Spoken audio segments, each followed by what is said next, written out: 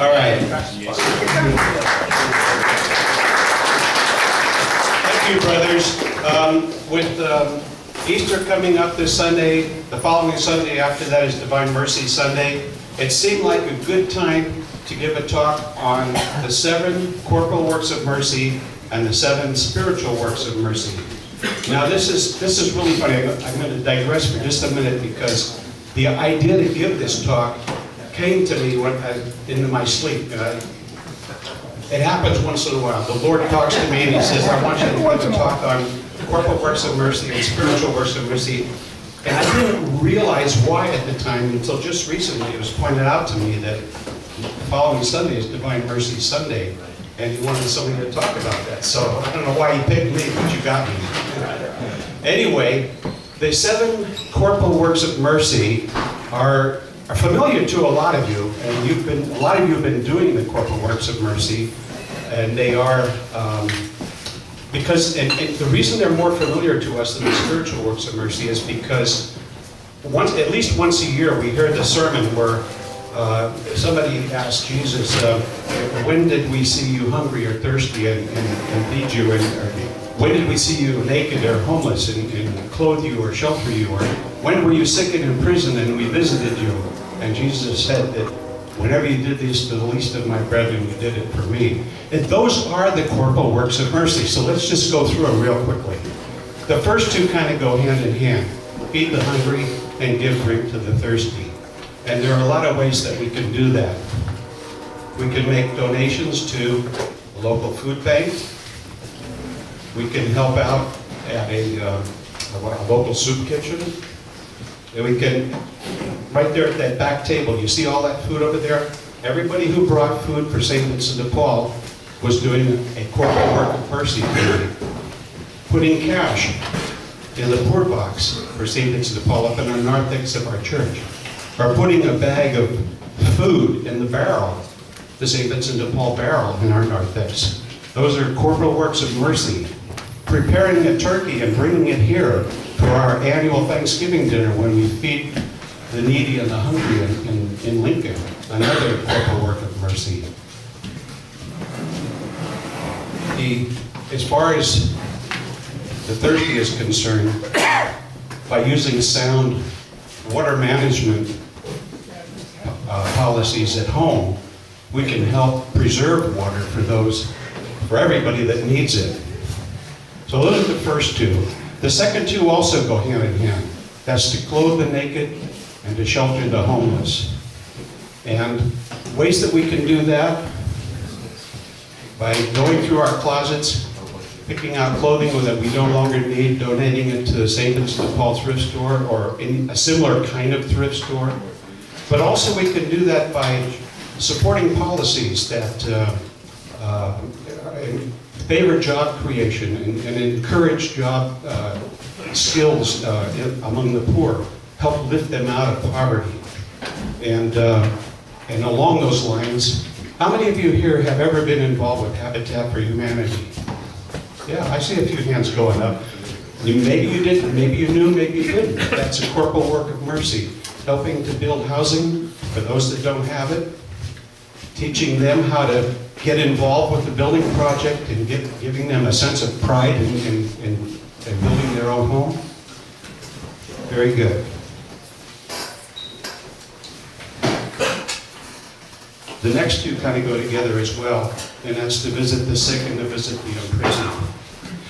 We have a prison ministry right here in our council, and all of you who are involved in that, when you take the gospel of Jesus to the prisoners, each and every time you do that, you're involved in a corporal work of mercy. But there are more ways that we can be involved too with this. We can cook meals for people who are sick. We can drive them to the doctor for their doctor appointments, so we can even take them to the hospital. Every time we do those kinds of things, those are corporal works of mercy. Also, visiting the elderly who are confined to assisted living homes or nursing homes. And if you're a Eucharistic minister and you take Holy Communion to the elderly that are homebound, All of those are corporal works of mercy. And finally, the seventh corporal works of mercy is to bury the dead. And of course, I'm sure that we're all see that our family members are properly buried, but it goes further than that. Those of you who are fourth degree knights, participating in the Color Corps at funeral services, or even if you're not in the Color Corps and you wear your tux and your baldric to the funeral services, or even if you're third degree and you dress up in a suit and you go to the funeral mass, every time you do that, it's a corporal work of mercy. And also, helping with the bereaved get through their time of loss. And sticking with them, even though that can go on for months or years in some cases, that's another corporal work of mercy. Okay, those are somewhat familiar to you because, you know, we hear that gospel message every year. But when we get into the spiritual works of mercy, we're not quite so familiar with those because there's no nice handy little gospel reading that kind of ties them all together for us. But let's go through them. The first one is to admonish the sinners. What does that mean? How can we do that? Well, that means correcting people who swear in public or in front of ladies and children. It means correcting people who are wearing provocative clothing.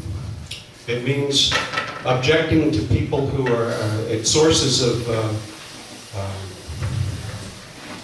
the widespread availability of pornography. It means demonstrating peacefully in front of abortion centers, and I know there's a lot of us that do that from time to time. I guess a lot of you can go in tomorrow morning to do that on Thursday morning. So you should know that every time you do that, that's a spiritual work of mercy, and you're getting grace for that. The second spiritual work of mercy is to instruct the uninformed. And as parents, we have an obligation to hand down our Catholic training to our children. And we're called to do that. It's our duty. And that's a spiritual work of mercy every time we do that. But also it includes things like setting guidelines on what your children watch on TV, teaching them what's moral and what's not moral, not just with regard to TV, but now we've got the internet, we've got Facebook, we've got Twitter, we've got movies. So all the time that you spend with your children, teaching them what's moral and what's not, you're doing the spiritual work of mercy. Other ways of instructing the uninformed would be to pick up a Catholic Come Home brochure in the narthex and take it to somebody who's a fallen away Catholic. Also, you've got friends and family, they have birthdays or special events coming up. Buy them a book on some Catholic subject and let them read it. And consider that another good spiritual work of mercy done well. The next two kind of go hand in hand. That's to counsel the doubtful and to comfort the sorrowful. And the best way we can do that is by listening to them. And how do we listen to them? It's not easy. Listening isn't always easy. But if you read the scriptures and listen to the Holy Spirit talking to you, and if you seek the advice of a spiritual counselor, you can learn how to listen better. And that'll put you in a good position to listen more deeply to others. The fifth one is to be patient with those in error. Be patient with God's work in other lives, other people's lives. All we can do really is plant seeds, and we have to allow God to nourish those seeds in His time. Number 6 is to forgive offenses. We need to let go of any vengeance that we might be harboring in our hearts, and we've got to. If we're doing this, we need to stop using slander or gossip about and trying to get back at other people.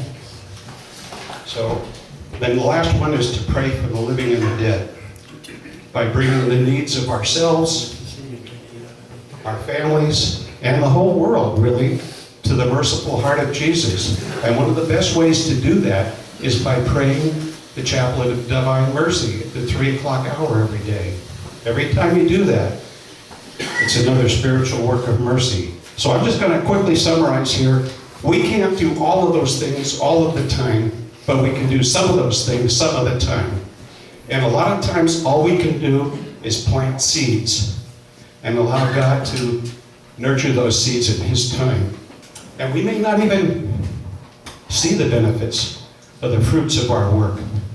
But one day, when we die and we go to heaven and we meet face to face with Jesus and we see His eyes looking back at us lovingly saying, "Well done, my faithful servant. Now enter into the kingdom of heaven which I have prepared for you." Thank you.